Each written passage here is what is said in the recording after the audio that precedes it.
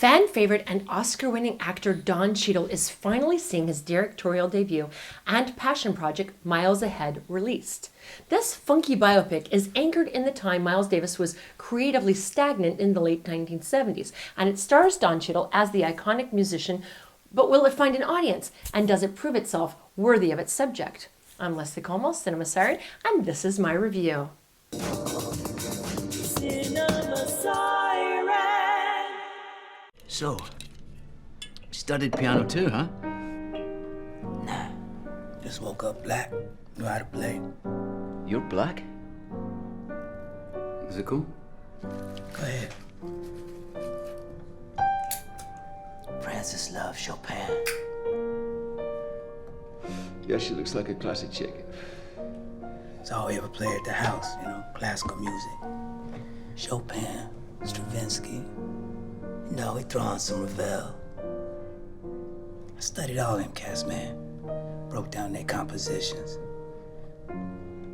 These revolutionaries, innovators, pushing back at that standard classical bag. Chopin, it's all about improvisation. Bird and Diz was doing that on stage every night, on the fly. Didn't write it down. Just came out of them. I wanted to quit every night. Old people, they come up to me and they say, "Why don't you play like you used to?" I say, "Tell me how I used to." It takes a long time to be able to play like yourself. Man, don't do nothing like you used to. The music don't move on, and it's dead music, It's just dead.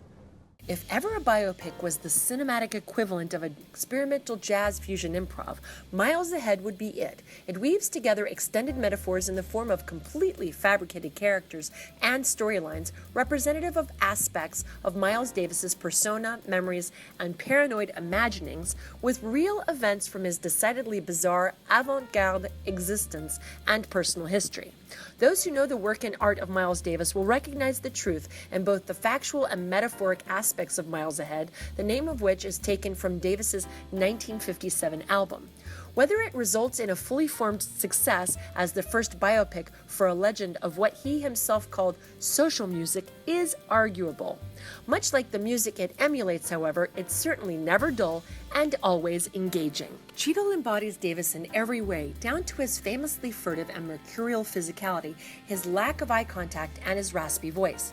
His portrayal is mesmerizing and explains why Miles Davis's family was so committed and so intent on having him portray the musician. The supporting cast also commands audience attention, which is essential to carrying viewers through some of the more impressionistic, sometimes confounding elements of the movie.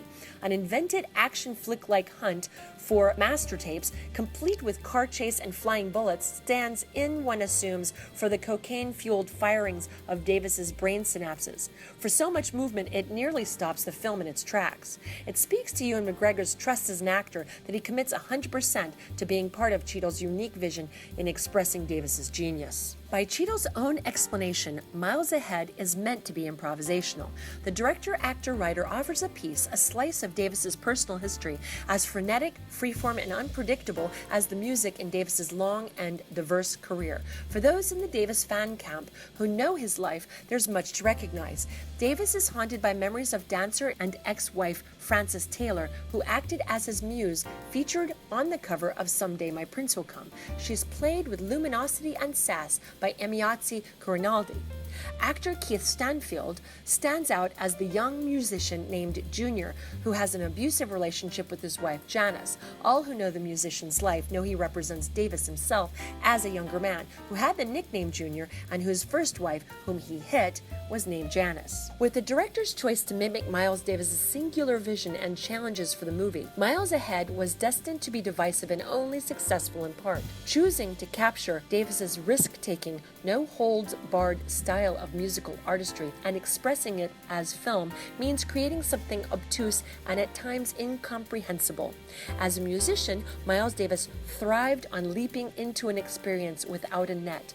To him, it was the leaping that was an integral part of the art, and whether it held together or not, the risk was worth it. The same is true for Miles Ahead. If it doesn't always hold together, it is the best testament and tribute to him for Cheadle as a filmmaker that he was willing to leap out whatever the result. As Miles Davis himself said, "Do not fear mistakes. There are none." I give Miles Ahead a B-. While it may flummox those searching for a purist's biopic, given the iconoclastic nature of Davis's life and contributions, who really wants that? If you want to experience a bit of a genius from inside his head, Miles Ahead is well worth the trip.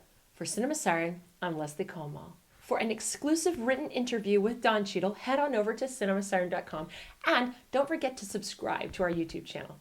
Thanks.